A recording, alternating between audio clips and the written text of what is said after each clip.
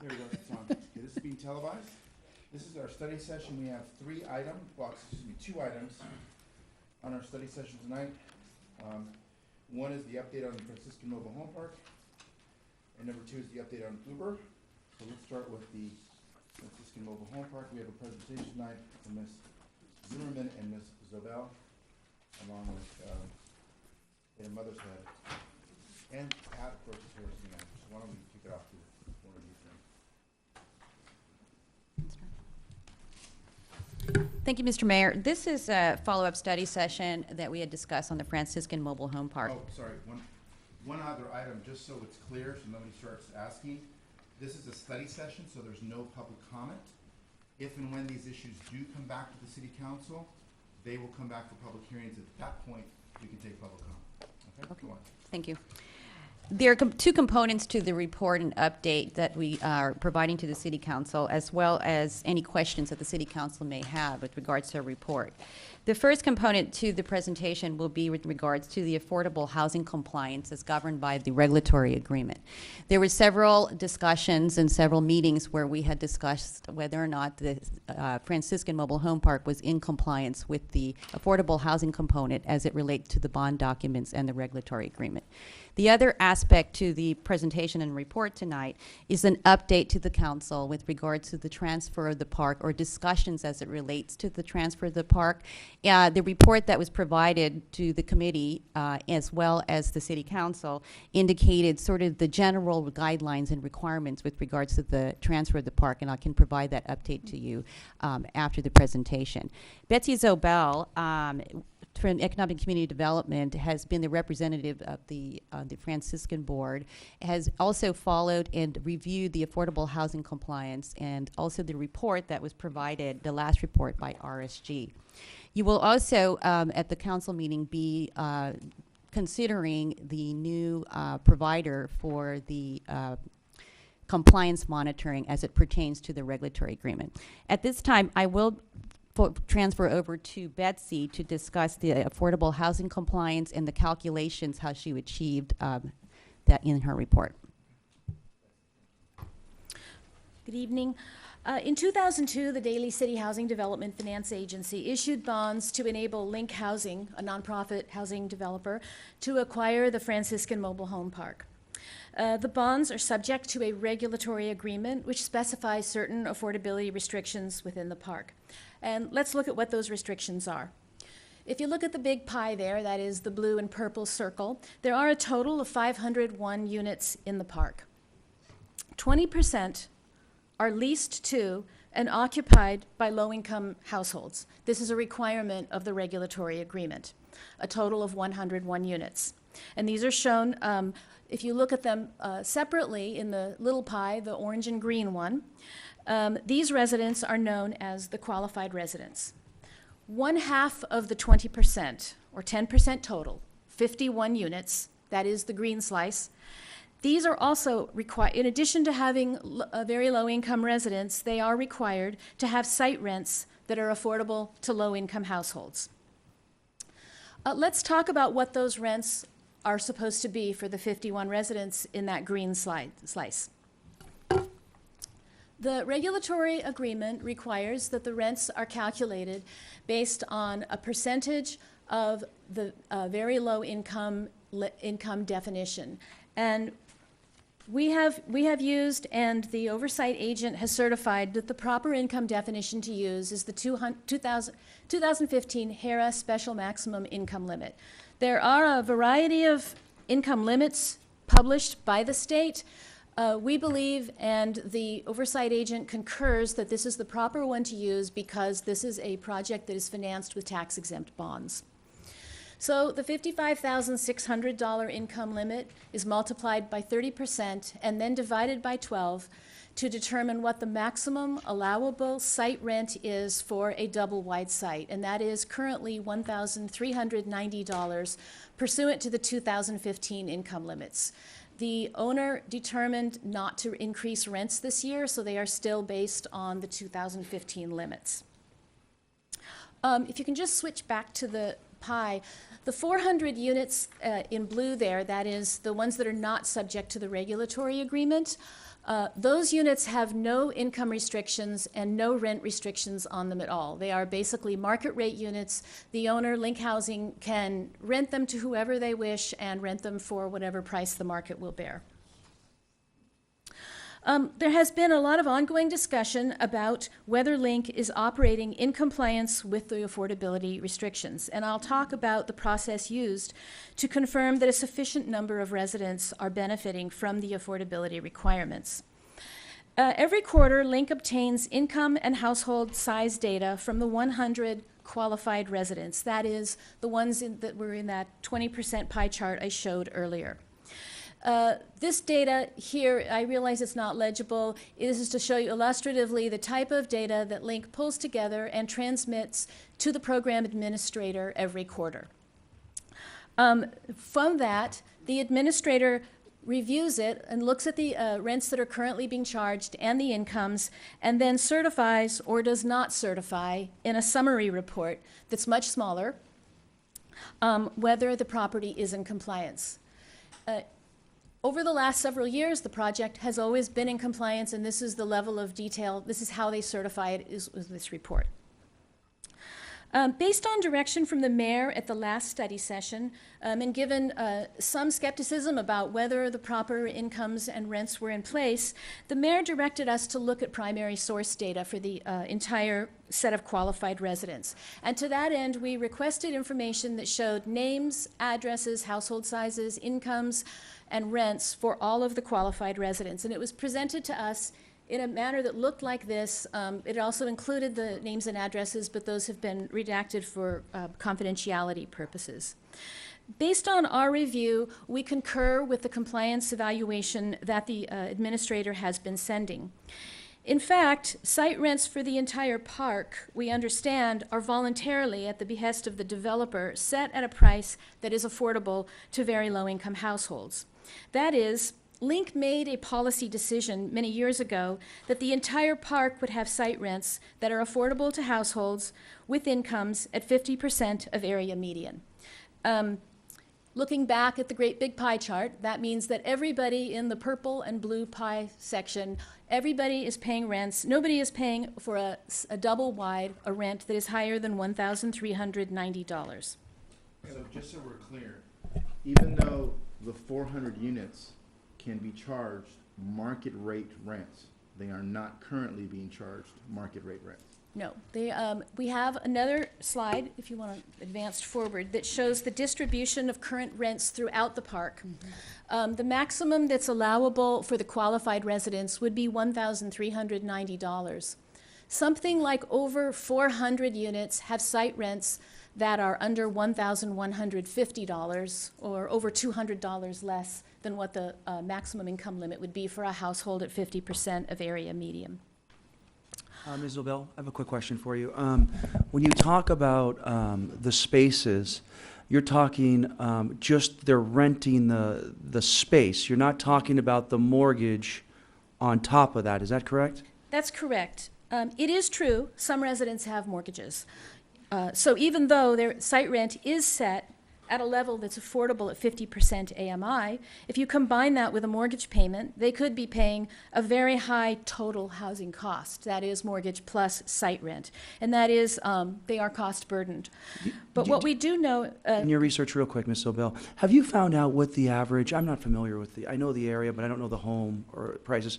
What's the cost of a house in that area or mobile home? Do you know what the average cost is? I know that to purchase a new one, we did some research for our housing rehab program a few years ago, and you could buy new ones from $200,000 to $300,000. Got it. I believe that the value of any mobile home is enhanced by the fact that it is on a site. So immediately when a mobile home is set on a site, its value increases. Its value increases. Let me ask you, can you go back to the pie chart real quick? I don't know if you have this data. But you have the, 400 in the blue, you have the 101 in the purple. Do we know the percentage of people who actually pay a mortgage? Among the 101 units in Yeah. the purple section, none of them pay mortgages. So so what you're saying basically is in the purple, the 101 affordable units, no one pays a mortgage? No, on the- they do not have mortgages. They do not have mortgages, okay. Another issue that has come up in previous meetings is the hardship faced by many park residents who cannot afford the current rents, even at the reduced levels. As I described earlier, rents at the park are set at a level that is considered affordable to very low-income households, and that's defined for a household of three, of $55,600. Well, we do know there are many residents in the park whose incomes are significantly below that. In fact, there are residents with incomes that are at $20,000 or even $10,000 per year. And so for them, this is even the $1,390 or the average rent of $1,100 is not affordable. When you hear the words affordable housing, it doesn't necessarily mean that it's housing that's affordable to everyone. It means that rents are restricted to a certain level that is based on what the funding source dictates. And this is true for affordable housing developments throughout Daly City, the Bay Area, and the state. That are operated by nonprofits. A development might have rents that are 1/2 of what would be charged on the open market, but that doesn't mean that it's affordable to everyone, or that the developer or owner has an obligation to set rents at a level that's specifically affordable to every household in that development. Based on our review of resident data, Link is meeting the terms of the affordability restrictions that are recorded against the property. To ask them to drop rents to a level where every existing resident is paying exactly what is specifically affordable to their household could create a shortfall in Link's operations. They are obligated to make bond payments and to absorb the costs of operating the park. They can't reduce rents for one household without increasing them for another. And I believe the executive director of Link Housing is here tonight, so if there are additional questions about rents and Link's financial operations, I'm sure they can discuss that with you. One more point, at the last study session, there was a request that the compliance monitor, RSG, Razanow Spevacek, attend this next study session to answer questions. For the past 15 years, Razanow and Spevacek has served as the compliance monitor. That is, they're the ones who take the raw data, analyze it, and certify whether or not the park is in compliance. Over the summer, Razanow and Spevacek notified me that they wished to resign from their contract because they were getting out of the mobile home park affordability compliance monitoring business. So with that information, we did some research and found a replacement firm, and later on tonight during the Daly City Housing Development Finance Agency meeting, you will be considering an item to release RSG from their contract and enter into a new compliance contract with the firm of Wolf Company. Okay. Yes. On the slide, the 400, the blue circle, you said that those rents are under no requirement to be less than market rate. They can be set by the owner at any rate. They can. And so if you're in that 400, you still may be having a very low income. Yes, we know that there are several residents in there that have extremely low incomes. So if those units were to be made market rate, then those people would be in even more severe financial trouble. So is there some way to give them a benefit and not, because it doesn't look like the regulatory agreement allows that? I believe that's a decision of the owner. The owner, I mean, they can do whatever they Yes. want, but it's not a requirement. No. Yeah. Yeah, and that's why it's a good question, because it reflects the challenge, because the owner decided on its own not to charge market rate. Had they done the market rate rent, it'd be a different story for those folks today. I have a question. Yeah. So I want to understand how the owner decided not to charge market rate and what sort of promises were made. It was what led to the agreement not to charge market rate? And what were the parameters? What was the consideration? What was the That's what I want to I don't think it was an agreement. I understand, Oh, but there okay. was there was a conversation that led to the rate not being charged at market rate, and I want to understand. Mr. Mayor, we have a representative Okay, from sure. Link who can respond to that. Well, Rebecca Clark, Hi, Rebecca. CEO and President of Link Housing. Excuse me, are we sure that that's loud enough? Is it on? I can hear. Let's check if it's on. Hold on a We second. just want to check the All right. sound system. So I'll do my best to answer your questions. I have been now with Link for almost 2 years. And these rents that are in the 400 unit circle, if you will, this has been going for a long time. And so I'm actually happy to go back and see if I can find if there was ever any indication of why these wouldn't be set higher. But I don't think it was, to my knowledge, I don't think it was per se a conscious decision. I think rents were set at market at one time, and then there was always the notion that as long as the 100 met the affordability covenants required by the regulatory agreement, that rents would just be raised as needed to keep in alignment with operating expenses. So Link is a nonprofit. We have about 7,500 units. Most of them are multifamily rental properties, not mobile homes. And our process is that each year we get the requirements of what rents are allowed to be set at. So we get those from HUD, we get those from compliance, we get those from a variety of places, and we look at what are our operating costs and what are we allowed to charge. And so usually what happens is we look at all of that data and we say, here's where we are today, and if it's 3%, we move the rents up 3%. So I don't know that there's ever been sort of a conscious decision to say, well, let's move the ones in the 400 circle, but not the ones in the 100 circle, in order to start to create a differentiation. As you mentioned, there are people that are living in the non-restricted units that are also low income. And so I think we wouldn't know who we impact if we just said, well, let's raise the ones in 400 higher and the ones in 100 lower. I think we could get into a whole lot of unintended consequences, and I don't even know if we're allowed to sort of pick and choose who we would do that for. I don't think that I would have to sort of consult our own legal counsel, but I don't think that that is something we'd be able to do. When we raise the rents, we raise them for everyone. We don't pick and choose sort of who we want to raise the rents for, other than differentiating to make sure that we're in compliance with the 100. Interesting notion. Go I got a ahead. quick question. Is Link's primary business in multifamily housing, and is this the only mobile park, or do you have multiple mobile parks? This is the only one we have. We had one at some time when I was not involved with the company, but this is the only one at this time.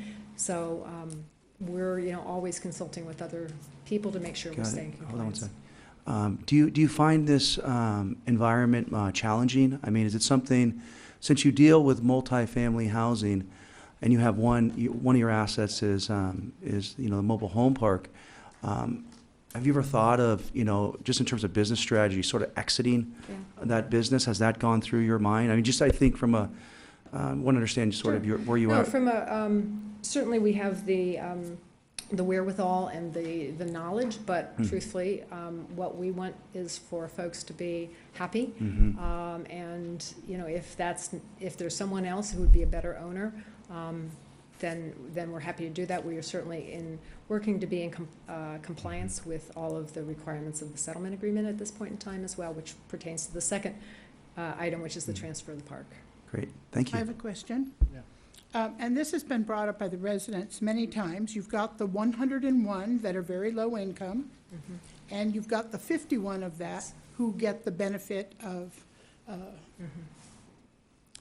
the lower rent sites, but everybody actually gets the benefit, but Exactly. they're the ones that are required to have that benefit.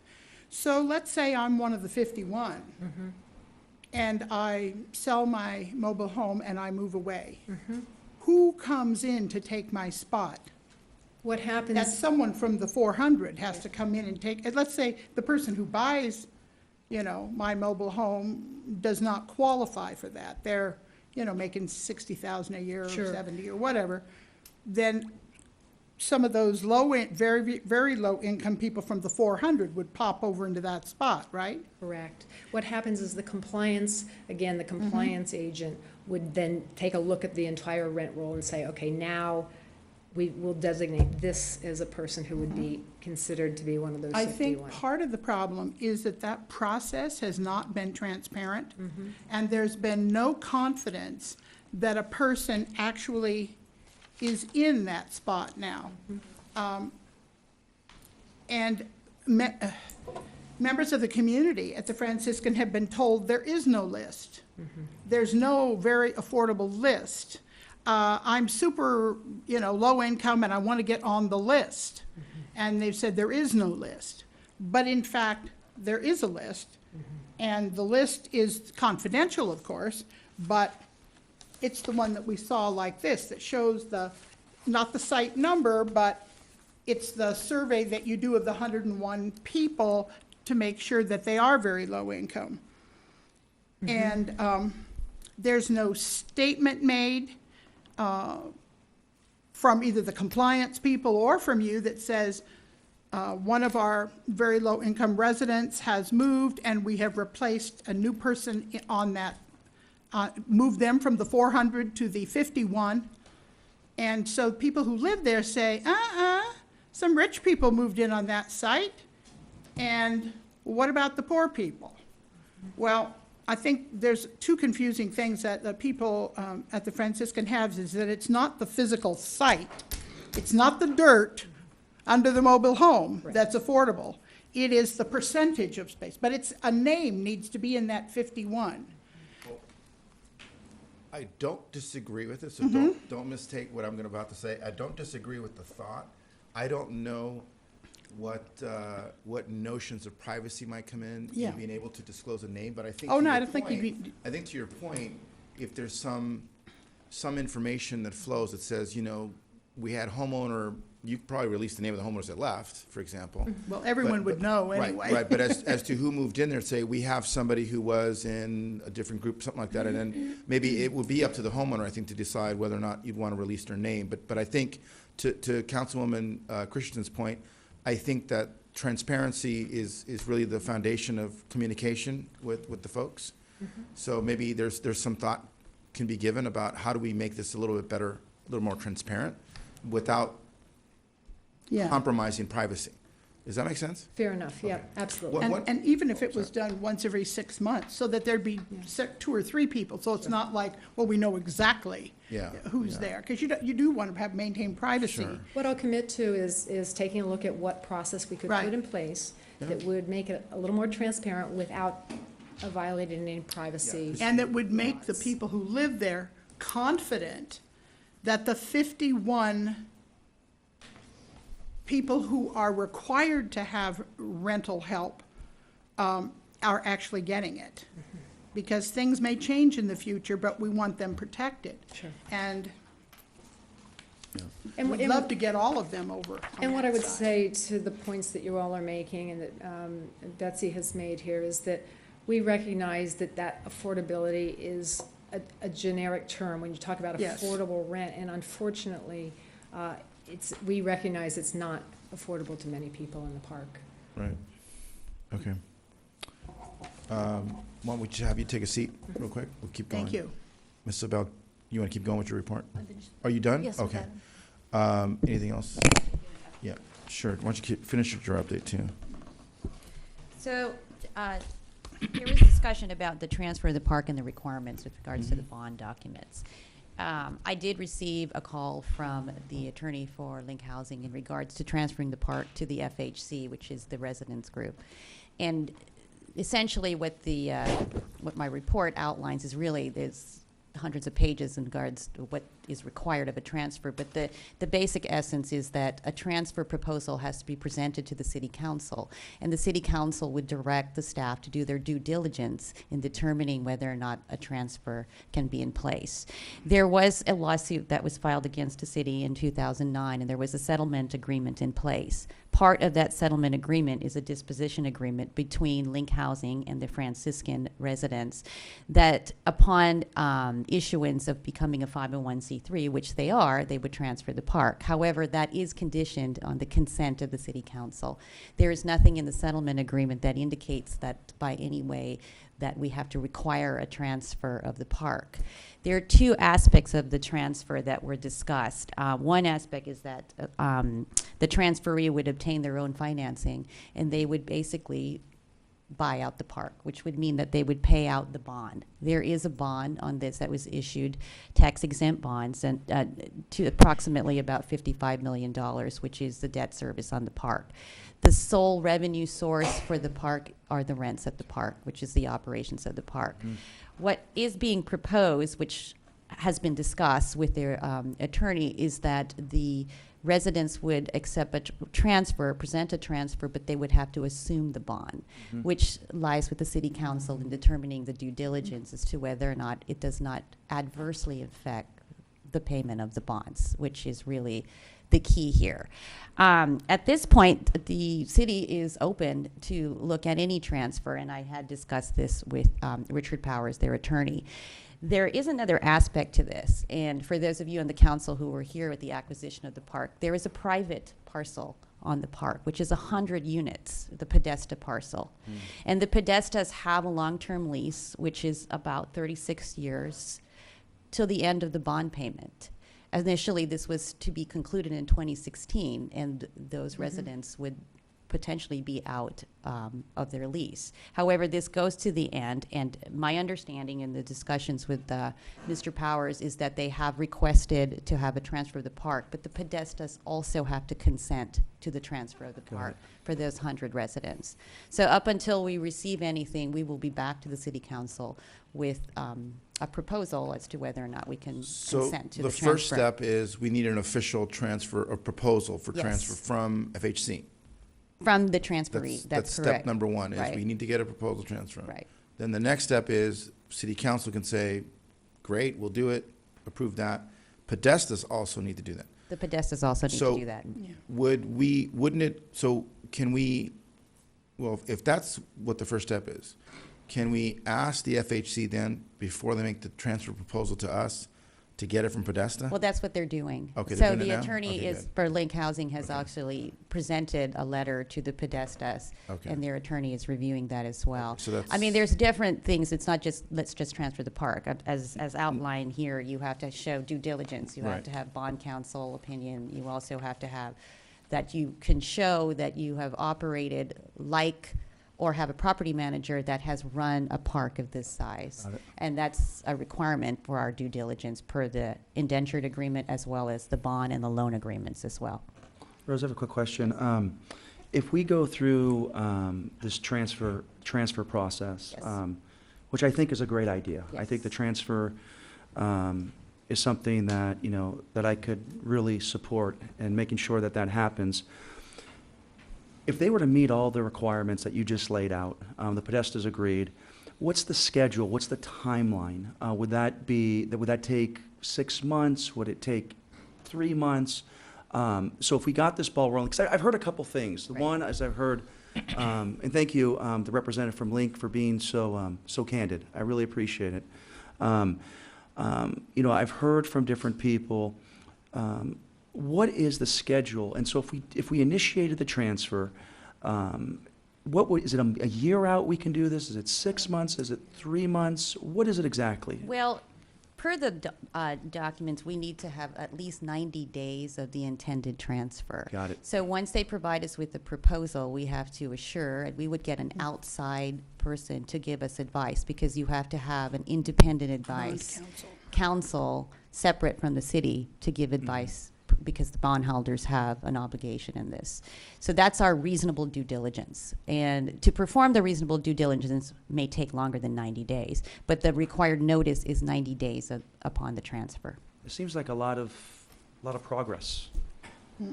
I mean, when I say progress, from where we were Right. to where we're, I mean, it's now on the table and it's up It's to the definitely on the council to- table, and the Yeah, council has an obligation to review any transfer. got it. So they have to provide some reasonable due diligence for any proposal, and that was articulated in the settlement agreement as well as all the bond documents. Right. That was a wonderful presentation. Thank you, Rose. Okay, Judith.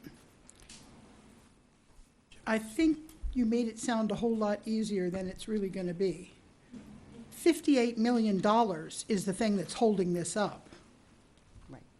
I mean, we've had indications that people on the council would be supportive of a transfer. We've had indications that Link, we just heard, is certainly willing to step up and hand over the ownership to someone else, but it's the $58 million and the Podestas. But even if we can just say that's not going to be a problem, somebody has to step up to accept those bonds.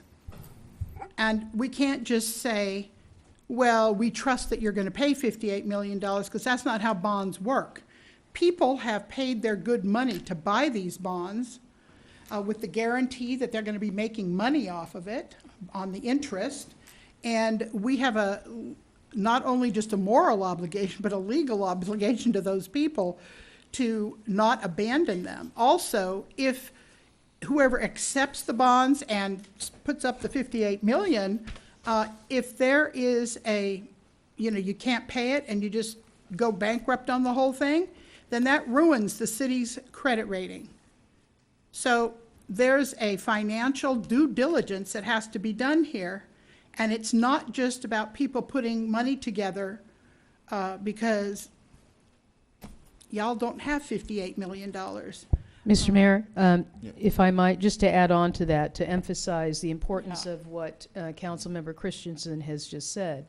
In the event that a default did occur, then the investors in those bonds could go after the property. Oh, yeah. And Sure that they would would. mean that you would lose the property, and the city would have absolutely no control over that whatsoever.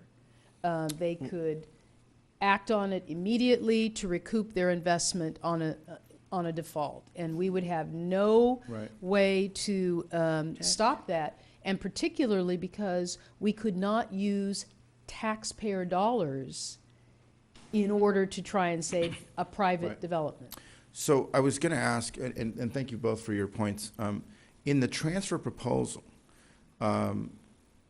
does FHC have to, how do they propose the assumption of the bond, or is it a combination of they assume it, or we have to And the sell them or property refinance manager. them No. before they can do that? So there are two things. So essentially, it's like any deal. So if the transferee can go out and get their own financing, They and can they get get their own it, financing. that's great. They can just pay off the bonds. So they would basically have to find someone who says, I can, Right. this And entity you will wouldn't have to do due take over. diligence Okay. at that point, Okay. because then the bonds would be paid off. Got And the it. bondholders wouldn't Okay. have any. So that's one alternative. That's one alternative.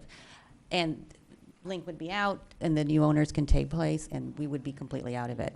The other way is to request a transfer of the park. And when they request a transfer of the park, they assume the bonds. They don't have to come up with the $58 million, but they have to have the wherewithal and the background, that's the due diligence aspect, that don't adversely impact the bonds. That's the language. So That's really important what you just it's said. very important. Yeah. So essentially what it addresses your is, concern. Yeah, exactly. you know, one of the requirements, just in looking at it, is that you are an entity such as Link that has run projects of this size. Or you are an entity, a nonprofit entity, and you hire a property manager that has run projects of this size. So it's just like what the city manager has said, it's not like any different than any bank. This is a non-recourse loan. The only source of security is the park. So essentially, if you can't pay it with the sources of income that generates from the park, if you don't increase rents and you can't operate, then you can't pay the bond debt.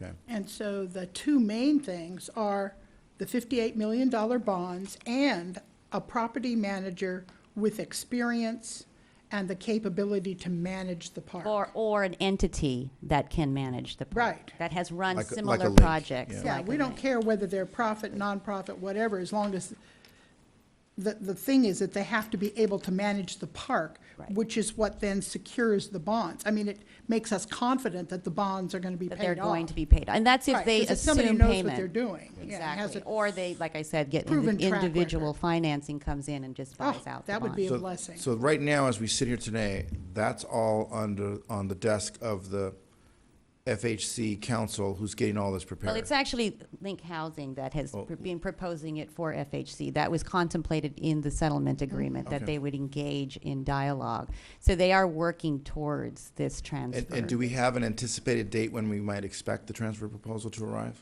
We were anticipating to have it before you at this meeting. However, there's been, I believe, some discussion with the Podestas, so the attorney is holding off Okay. at this point. Okay. So it'll probably happen in the next In few the months. next couple months, I Okay. would anticipate to Good. receive a proposal. Sounds from like a the good attorney. plan to move it So- forward. Yeah, moving forward. So I think one of the things that everyone can take heart in is at least everybody on all sides of the issue is thinking positively about the transfer. I think that there is And definitely. there's a desire to move forward. There's a desire to move forward, and there is definitely a desire to transfer the park on the part of Link Housing. What is being discussed is how we're going to assume the Process. loan, if not refinance the loan. And that's really the bigger issue at hand. Right. And that's exactly, when you get the opinion of the Independent Bond Council, that is exactly what they're looking for, is to whether or not you don't adversely impact the bonds. Right. Okay. Mr. Mayor, one final note on that as well. It's important, we have a pretty good turnout tonight of residents from the park. However, we don't have 100% participation from all residents of the park. And going forward, if there is an effort to move forward with a proposal to transfer and to assume all the responsibilities that we have been discussing tonight, we need everyone in the park to know and understand all of the details as we have articulated them tonight, and know what the future will hold for everybody who lives at the park, not just those of you who are here who are interested or able to be here, but for everyone to know that, because anything that should happen in the course of a transfer that might have a negative impact, everyone in the park needs to understand what you've heard tonight about what the potential consequences are if it doesn't unfold, or if certain individuals who are taking responsibility on behalf of everyone at the park act on your behalf and it doesn't turn out well. So going forward, all of the information will have to be circulated broadly, both by your representatives on your board, but that everyone knows every single detail about what it means to have a transfer and the legal obligations that all of you have, and that potentially you could forfeit your property if those obligations aren't met. Mr. Mayor, can I add Not a taking any, comment? we're not taking any questions or comments. I have a comment. We're not taking, No. we're not taking any questions or comments. That's Okay? misleading. All right. I have a Not comment taking any that will questions or correct that. comments. All right. So, Remember in the We're settlement. not taking any questions or comments. Okay? Go ahead. and there may, if there's more to discuss, we may have another study session in the future. Thank Great. you. All right, so at this point, we've got everything in motion, so we're just on hold, basically waiting for something else, or? Just one more comment. Any proposal we get with the transfer of the park has to go before the city council. Right. So we will Yeah. have probably a few study sessions with That's what I regards to mentioned that. before, is that as we get closer, there'll either be more study sessions Yep. and/or, probably more public hearings, at which time everyone will have a chance to speak to their heart's delight. Okay? So Mayor, it's not the only thing. It's not now. Honey, in the last There's council no, meeting, there's when no a study questions session or comments with the at this Franciscan study No. session. All right, I'm not even gonna entertain that. I don't understand how else I The could say that. one-sided study session, that's what it it is- is. That's right, that's what a study session is. That's how we conduct study sessions, okay? All right. So if there's nothing else, let's move on to the next item. Thank you for everyone who came out for this one. The next item on our study session is an update on Uber. This is also You don't Ms. get Martell and any. Mr. Rubin.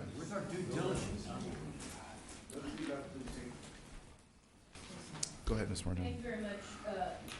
Thank you very much, Mr. Mayor, members of the council. Tonight, the city attorney and I just wanted to briefly update you on Uber, as that continues to be a source of concern for residents out on North Mayfair. Although I do have to say, thankfully, within the last few weeks, I have not received any complaints from residents in that area.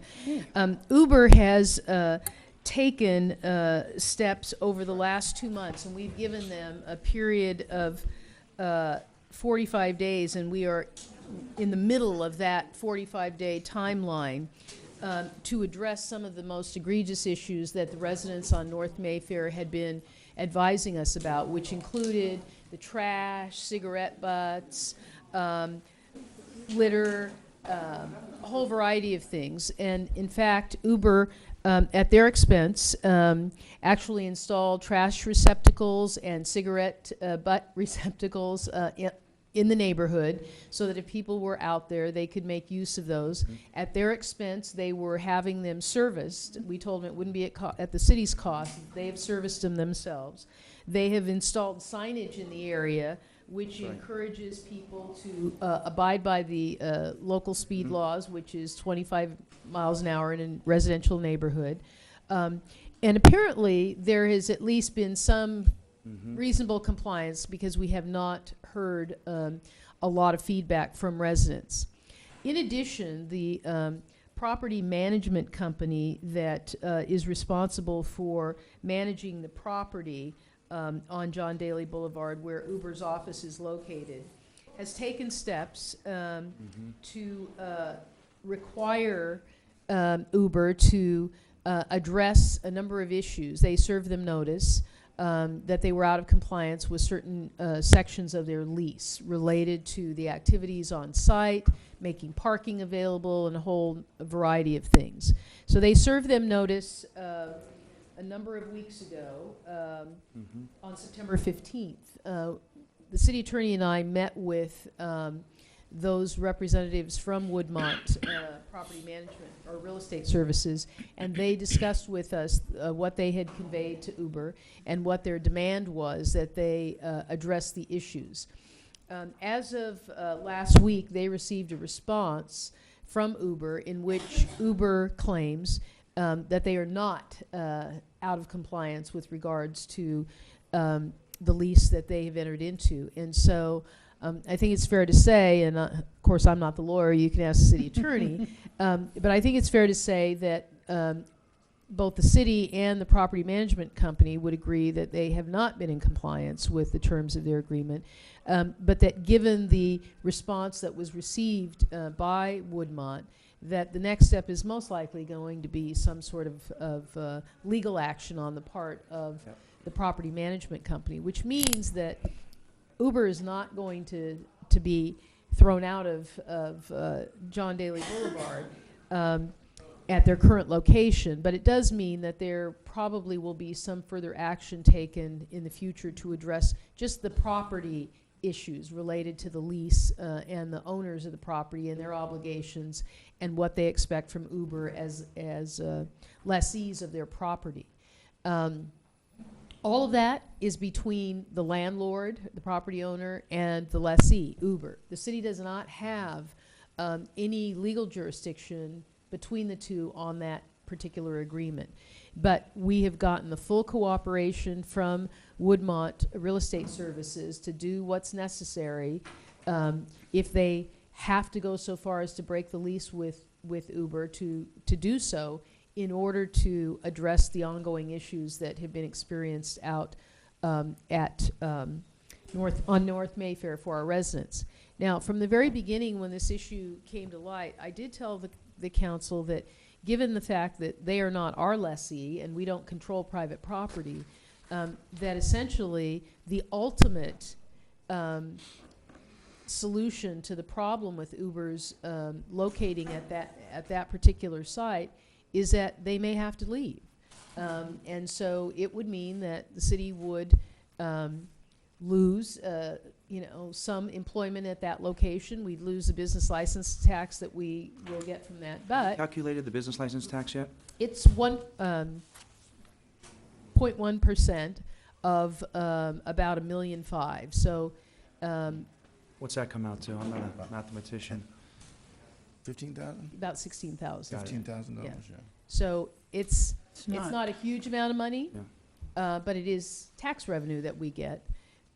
So that may ultimately be the decision that the property owners elect to fight for in order to address this issue and to restore peace in the neighborhood, and hopefully not to have the city be forced to be in a position where we would have to go after them for land use issues and what they have provided for in a lease as being not in compliance with the zoning at that particular location.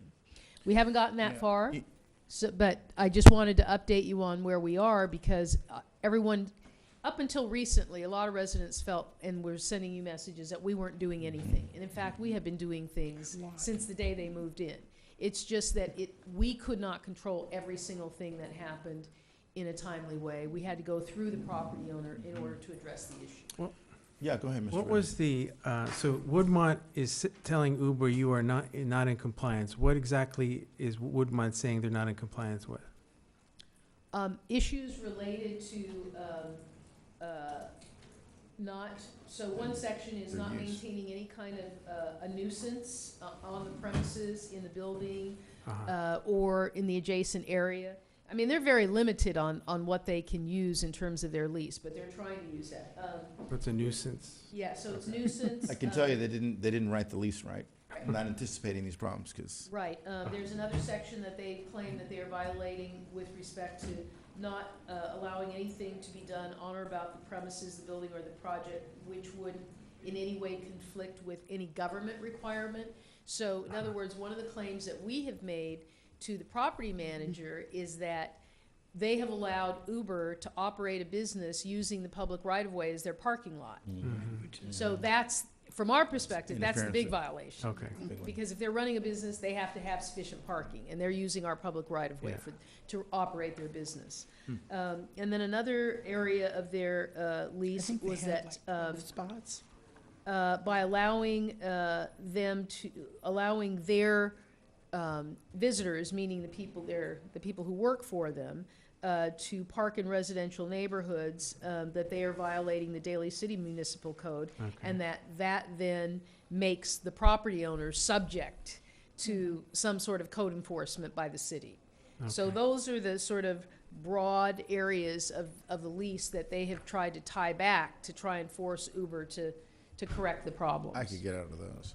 I'm sure you. Well, maybe, perhaps they should hire you And I in a don't- couple I of don't- I months. don't mean as a that consultant. I don't mean that flippantly, but the problem you're gonna have is that, especially something like nuisance, because I used to do landlord-tenant law.